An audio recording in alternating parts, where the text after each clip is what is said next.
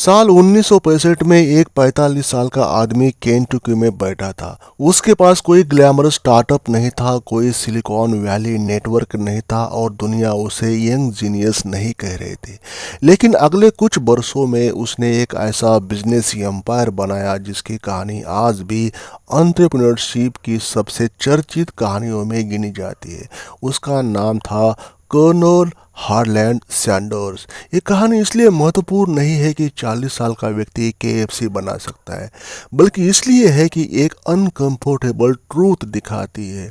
उम्र बढ़ने के साथ अपॉर्चुनिटीज खत्म नहीं होती, अपॉर्चुनिटीज का प्रकार बदल जाता है। 20 की उम्र में आपके पास टाइम ज़्यादा होता है, 30 की उम्र में एनर्जी और एक्सपीरियंस का मिश्रण आने लगता है, लेकिन 40 साल के बाद, 45 साल के बाद आपके पास ऐसी चीज़ होती है, ऐसी चीज़ आती है जिसकी मार्केट वैल्यू अक्सर आपको खुद भी पता नहीं होती। आपका अकुमुलेटेड एक्सपीरियंस, आपका अनुभव, आपने हज़ारों डिसीजंस देखे होते हैं, लोगों को समझा होता है, समझा है, इंडस्ट्री को समझा है, गलतियाँ की है, दूसरों की गलतियाँ देखी है और शायद सबसे महत्वपूर्ण, आपको अब ये पता है कि आपको क्या नहीं करना है। लेकिन यहाँ पहला बिटर ट्रूथ है, मतलब कड़वा सत्य है। 40 के बाद, 45 साल के बाद आमिर बनने के लिए आपको 20 साल की उम्र की जिंदगी दोहराने की ज़रूरत नहीं है। आपको अपने पुराने अनुभवों को एक इकोनॉमिक एसेट्स में बदलना है। आज मैं आपको उन अनकन्वेंशनल लेकिन जेन्युइन वेल्थ स्ट्रेटजीज की बात करने वाला हूँ जिनकी सोशल मीडिया पर कम चर्चा होती है, क्योंकि इनमें जल्दी करोड़पति बने वाला चमकदार सपना नहीं है। अक्सर वेल्थ छोटी चीज़ों से बनती है और वेल्थ बनती है बोरिंग चीज़ों से। इनमें लिवरेज है, ओनरशिप है, निगलेक्टेड मार्केट है, बोरिंग बिजनेसेस है, रिपुटेशन है और कंपाउंडिंग है। तो वीडियो पे बनना है, वीडियो लास्ट तक देखना है, कवर करना है, समझ जाना है कि मैं आपको अपने एक्सपीरियंस से क्या बताने जा रहा हूँ। हॉनेस्ट एफर्ट्स, स्पॉन्टेनियस एफर्ट मेरा आपके लिए, मेरे उन व्यूवर्स के लिए जो पैसे से परेशान है, वरीज में है, फाइनेंशियली लोन, फाइनेंशियली सफ़र कर रहे हैं, पैसे की दिक्कतें हैं, जीवन में कर्ज हो चुका है और डेट के ट्रैप में, कर्ज के ट्रैप में आ चुके हैं, उनके लिए छोटा सा मेरा ये एफर्ट। तो लास्ट तक देखिए, आपका प्रॉब्लम यहाँ पे सॉल्व हो सकता है। पहला है, अपनी नौकरी को दूसरा करियर मत बनाइए, अपनी एक्सपर्टाइज से दूसरा एसेट बनाइए। 40 साल के बाद बहुत से लोग एक्स्ट्रा इनकम के लिए दूसरा काम ढूंढते हैं और यही पहली गलती होती है। अगर आपकी प्राइमरी जॉब आपको 8 घंटे देती है और आप शाम को दूसरी ऐसी जॉब शुरू करते हैं जो 4 घंटे मांगती है, तो आपकी इनकम बढ़ी है लेकिन आपकी फ्रीडम नहीं बढ़ी। आपने सिर्फ अपना दूसरा एम्प्लॉयर बना दिया। अनकन्वेंशनल तरीका कुछ और है। अपने एक्सपर्टाइज को प्रोडक्टाइज कीजिए। मान लीजिए आपने 15 साल बैंकिंग में काम किया, 10 साल किया, 20 साल काम किया। आपको loan process, documentation, customer psychology और फाइनेंशियल प्रोडक्ट्स की प्रैक्टिकल अंडरस्टैंडिंग है, नॉलेज है। अब सवाल ये नहीं कि मैं शाम को कौन सी पार्ट टाइम जॉब करूं। सवाल ये है, इस नॉलेज को ऐसी चीज़ में बदलो जिसमें मैं एक से ज़्यादा लोगों से बेच सकूं। आप स्पेशलाइज ट्रेनिंग बना सकते हैं, कंसल्टिंग कर सकते हैं, उसको एडवाइस कर सकते हैं, उससे ले सकते हैं, उसको चार्ज कर सकते हैं, इंडस्ट्री स्पेसिफिक कंटेंट बना सकते हैं, टेम्पलेट चेकलिस्ट बना सकते हैं, एजुकेशनल रिसोर्सेस बना सकते हैं। यानी आप अपने समय को बेचने के बजाय अपने अनुभव को बेच सकते हैं। बेचना है यहाँ पे आपका अनुभव जो है, 10 साल का, 15 साल का, 20 साल का, जो भी आपने एक्सपीरियंस कमाया उसको मोनेटाइज करना है। और यही 40 प्लस का हिडन एडवांटेज है। 20 साल का व्यक्ति शायद आपसे ज़्यादा एनर्जी उसमें होती है फिजिकल, लेकिन उसके पास वो चीज़ें नहीं होती। पहली बात तो वो कॉलेज में होता है, पढ़ रहा होता है, उसको इतना दिन दुनिया के बारे में पता नहीं होता, स्टिल वो छोटा सा होता है, उसके पास एक्सपीरियंस नहीं होता। जैसे कि मैंने कहा कि 30 साल की एज में एक्सपीरियंस और कुछ काम उसको अनुभव हो जाता है, फिर भी वो 40 साल के व्यक्ति जैसा एक्सपर्ट नहीं होता। तो वो ओवरऑल कहने की बात यहाँ पर ये है कि आपके अनुभव को सेल करना है, आपका जो एक्सपीरियंस है उसको मोनेटाइज करना है। नंबर 2 है बोरिंग बिजनेसेस को सीरियसली लेना, क्योंकि पैसा अक्सर वही छिपा होता है जहाँ ग्लैमर नहीं होता। इंटरनेट ने दोस्तों हमें एक अजीब इल्यूजन दिया, भ्रम दिया। हम मानने लगे हैं कि सक्सेसफुल बिजनेस का मतलब एप्लीकेशन है, एआई स्टार्टअप है, क्रिप्टो है, लग्जरी ब्रांड है या वायरल क्रिएटर है। लेकिन दुनिया की इकोनॉमी का बड़ा हिस्सा कई ज़्यादा बोरिंग है। क्लीनिंग हो सकता है, मेंटेनेंस हो सकता है, अकाउंटिंग है, कोई रिपेयर है, लॉजिस्टिक्स है, पैकेजिंग है, डॉक्यूमेंटेशन है, ट्रेनिंग है, स्पेशलाइज मैन्युफैक्चरिंग है और लोकल सर्विसेज भी हो सकता है या B2B सप्लाईज भी हो सकता है। ऐसे बिजनेसेस जिन्हें देखकर कोई इंस्टाग्राम रील बनाता ही नहीं है, कोई यूट्यूब के वीडियोस बनाता नहीं है, और शायद यही उनकी खूबसूरती है उस बिजनेस की। जहाँ कंपटीशन का ग्लैमर कम होता है वहाँ अपॉर्चुनिटी कभी कभी ज़्यादा प्रैक्टिकल हो जाती है। 40 साल के बाद आपके लिए किसी ग्लैमरस स्टार्टअप को जीरो से शुरुआत करने की तुलना में ऐसा बिजनेस नीश जो ज़्यादा लॉजिकल हो सकता है, जिसे आप अपनी एग्जिस्टिंग इंडस्ट्री नॉलेज में या नॉलेज से समझ सके। मान लीजिए आप किसी शहर में 20 साल से कंस्ट्रक्शन इंडस्ट्री में है, आपको कॉन्ट्रैक्टर्स, सप्लायर्स और वर्कर्स की प्रॉब्लम पता है। आप कोई ऐसा स्पेशलाइज सर्विस बिजनेस बना सकते हैं जो उन रिकरिंग प्रॉब्लम्स को सॉल्व करे। ये यूनिकॉर्न नहीं बनेगा और ज़रूरी भी नहीं है, लेकिन अगर कोई बिजनेस आपको सालाना 15-20 लाख रुपए का एक्स्ट्रा रेवेन्यू, एक्स्ट्रा प्रॉफिट पैदा करे, जनरेट करे, तो ये धीरे धीरे सिस्टमाइज हो सकता है। तो वही आपकी वेल्थ जर्नी बहुत मीनिंगफुल एसेट क्रिएट कर सकती है। हर बिजनेस को बिलियन डॉलर कंपनी बनने की ज़रूरत नहीं है। कभी कभी 15-20 लाख रुपए भी बहुत काम के हो जाते हैं अपनी दुनिया में। नंबर 3 है अपने शहर, अपनी भाषा और अपनी उम्र को डिसएडवांटेज नहीं, निश एडवांटेज बनाइए। दोस्तों ये शायद आपको अंडररेटेड स्ट्रेटजी लग रही होगी। इंटरनेट पर कंपटीशन ग्लोबल है लेकिन प्रॉब्लम अक्सर लोकल है। आप इंग्लिश में मिलियंस क्रिएटर से कॉम्पीट कर सकते हैं या अपनी भाषा में एक स्पेसिफिक प्रॉब्लम सॉल्व करके हज़ारों जेन्युइनली इंटरेस्टेड लोगों तक पहुंच सकते हैं। यहाँ 40 प्लस एज एक एडवांटेज भी बन सकती है, क्योंकि आपका टारगेट ऑडियंस शायद वही लोग हैं जिनकी प्रॉब्लम्स आप खुद समझते हैं। रीच आफ्टर 40 सिर्फ एक टॉपिक नहीं है, एक मार्केट है। 40 साल के लोगों को करियर ट्रांजिशन चाहिए, डेट मैनेजमेंट चाहिए, रिटायरिंग प्लानिंग की समझ चाहिए, चिल्ड्रंस एजुकेशन के लिए प्लानिंग चाहिए, साइड इनकम चाहिए, डिजिटल स्किल्स भी चाहिए, बिजनेस आइडिया चाहिए, सेकंड करियर चाहिए। लेकिन इंटरनेट पर बहुत सा कंटेंट या तो 22 साल के लिए है, 22 ईयर्स ओल्ड ऑडियंस के लिए बना है, 25 साल के लिए बने, या फिर सिर्फ रिटायरमेंट के बाद क्या करे ऐसा ही बना है। बीच का मार्केट गायब है, बीच का बड़ा मार्केट अक्सर अंडर सर्व्ड है। यही अनकन्वेंशनल अपॉर्चुनिटी पैदा करती है। अगर आप खुद 40 साल के हैं, 45 साल के हैं और अपनी जर्नी हॉनेस्टली डॉक्यूमेंट करते हैं तो आपकी कमज़ोरी आपकी क्रेडिबिलिटी यहाँ पर बन जाती है। नंबर 4, अपनी रिपूटेशन को असेट बनाइए, क्योंकि ये इनविजिबल कैपिटल है।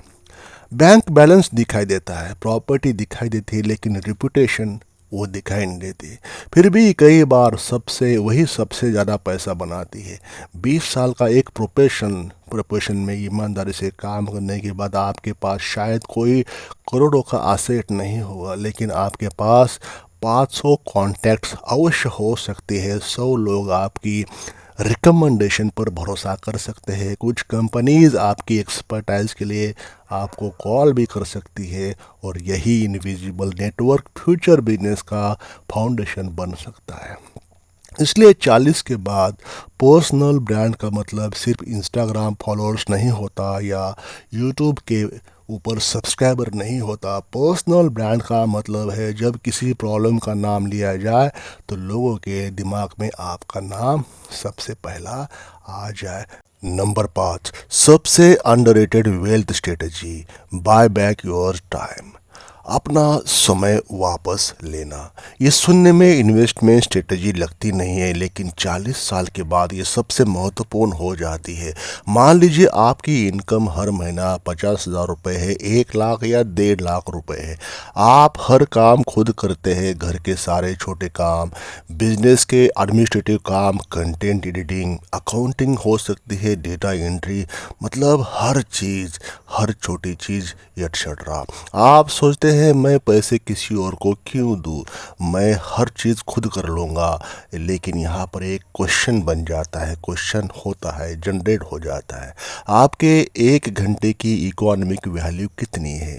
अगर आप ₹500 देकर कोई ऐसा काम कर सकता है जिसे करने में आपको 2 घंटे 3 घंटे लगते हैं, तो शायद आपने ₹500 खर्च नहीं किए, आपने उसके 2 घंटे या 3 घंटे खरीदे हैं।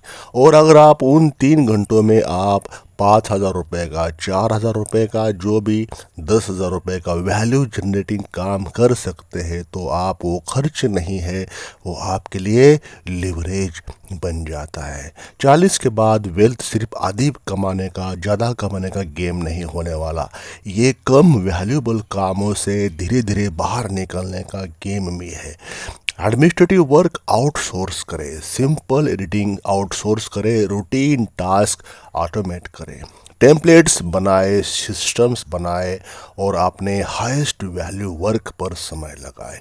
गरीब आदमी पैसे बचाता है, मिडिल क्लास आदमी इनकम बढ़ाता है, वेल्थ बिल्डर धीरे धीरे अपने समय की कीमत बढ़ाता है।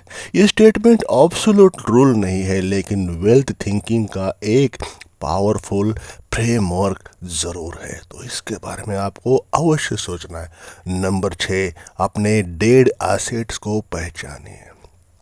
एक ऐसी स्ट्रेटजी अब जिसकी चर्चा बहुत कम होती है। आपके पास शायद पहले से कुछ एसेट्स है जिनका आप उपयोग नहीं कर रहे।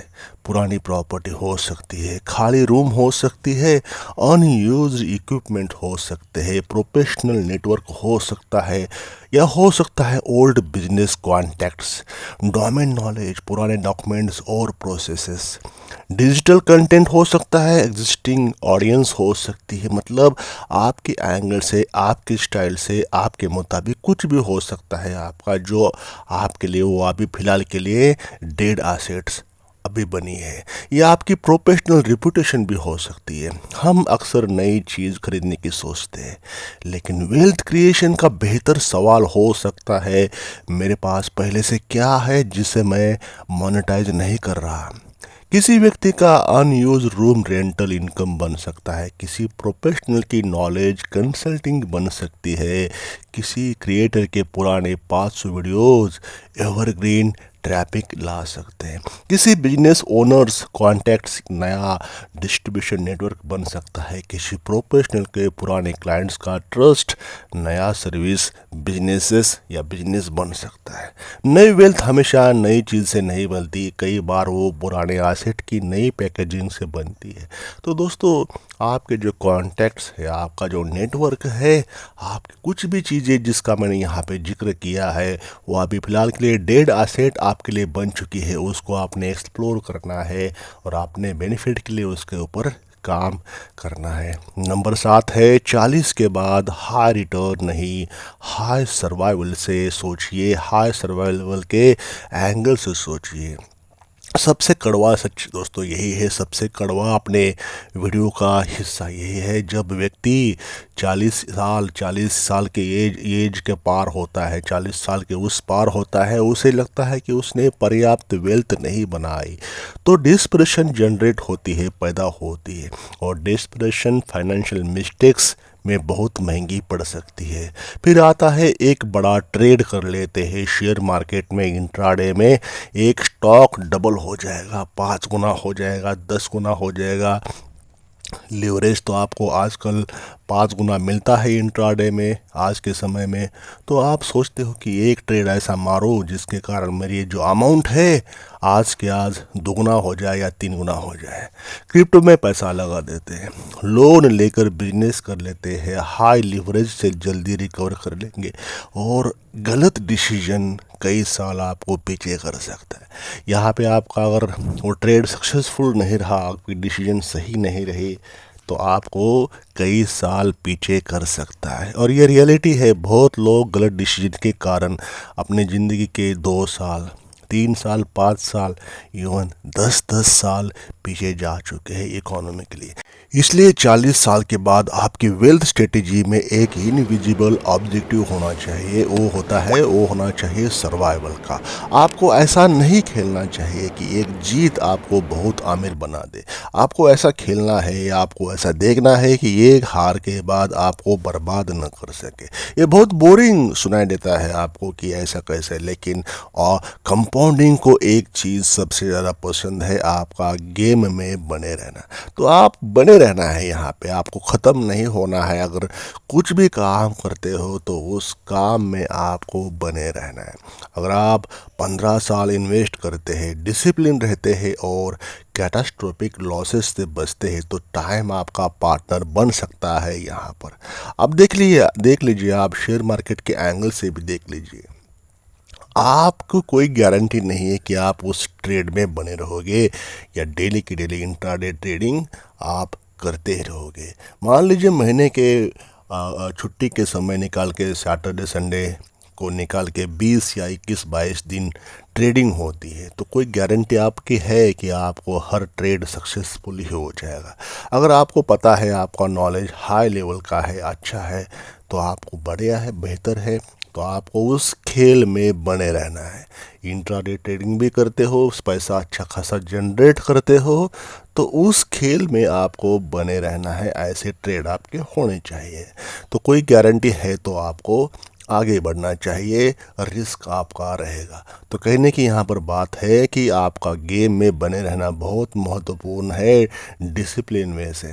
दोस्तों, अगर आप हर साल जैकपॉट ढूंढते हैं तो मार्केट आपका कैसीनो बन सकता है। डिफरेंस सिर्फ स्ट्रेटेजी का नहीं है, साइकोलॉजी का हो जाता है। तो 40 साल के बाद कोशिश आपको ये करना है, हाई रिटर्न नहीं, हाई सर्वाइवल के एंगल से सोचना है अगर आपको गेम में बने रहना है। नंबर 8 है असली unconventional strategy, build a small empire not a big dream. हमारे समाज ने सक्सेस को बहुत बड़ा बना दिया। 100 करोड़ रुपए की कंपनी, 10,000 करोड़ का valuation, billion followers, luxury lifestyle. लेकिन शायद आपके लिए वेल्थ का बेहतर लक्ष्य कुछ और हो सकता है। एक छोटा लेकिन मजबूत फाइनेंशियल एम्पायर, एक स्टेबल प्राइमरी इनकम, एक प्रॉफिटेबल साइड बिजनेस, एक ग्रोइंग इन्वेस्टमेंट पोर्टफोलियो हो या एक डिजिटल एसेट। हो सकता है एक ट्रस्टेड पर्सनल ब्रांड हो सकता है मैनेजेबल डेट हो, मतलब आपको कर्ज को ठीक ठाक करना है। इनमें से इन 4-5 चीज़ों को 10 साल तक कंसिस्टेंटली बिल्ड कर दीजिए। जो भी मैंने बता दिया, एक को चुनिए आपने 4-5 में से। आपको वायरल होने की ज़रूरत नहीं है, आपको फेमस होने की भी ज़रूरत नहीं है, आपको यूनिकॉर्न बनाने की ज़रूरत नहीं है। आपको सिर्फ फाइनेंशियली स्ट्रॉन्गर एवरी ईयर होना है, हर साल एक नया करना है, हर साल आपको फाइनेंशियली सक्सेसफुल होते रहना है।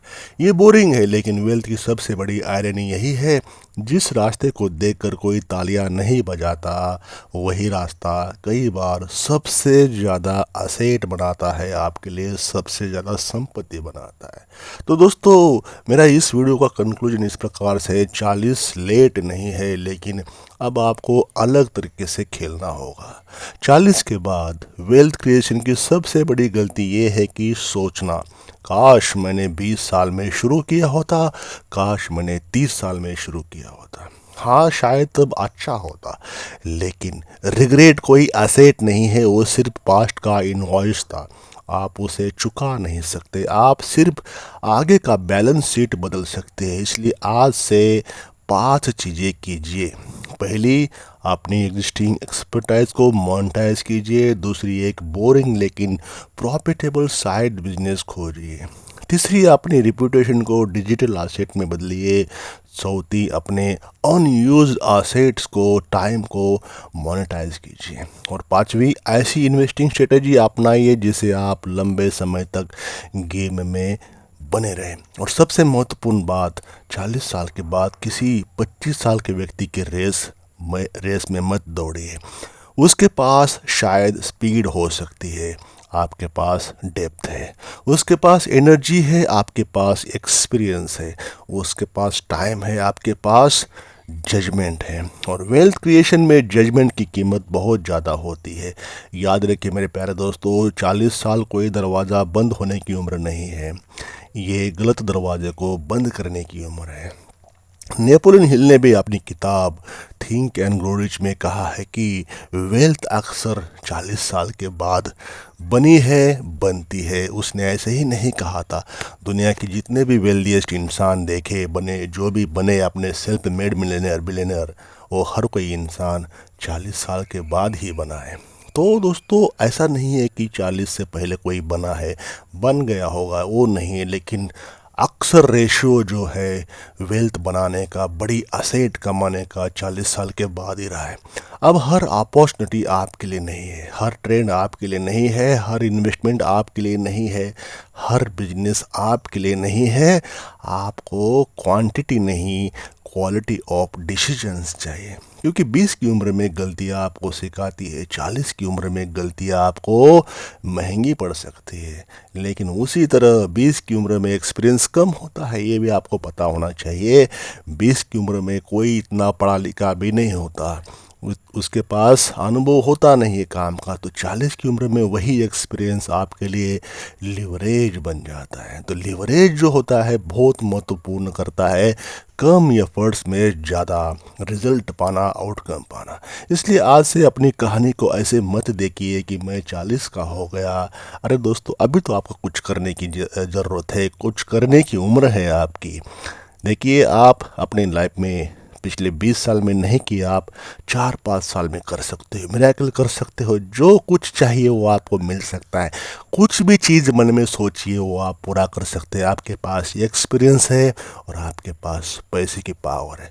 तो इस एंगल से देखिए, मेरे पास 40 का डेटा है और डेटा से डिसीजन बनता है, डिसीजन से एक्शन बनती है और एक्शन से एसेट बनती है, एसेट से कैश फ्लो बन जाता है। और कैश फ्लो जब आपके पास आता है तो इसे हम आज के समय में फाइनेंशियल फ्रीडम कहते हैं।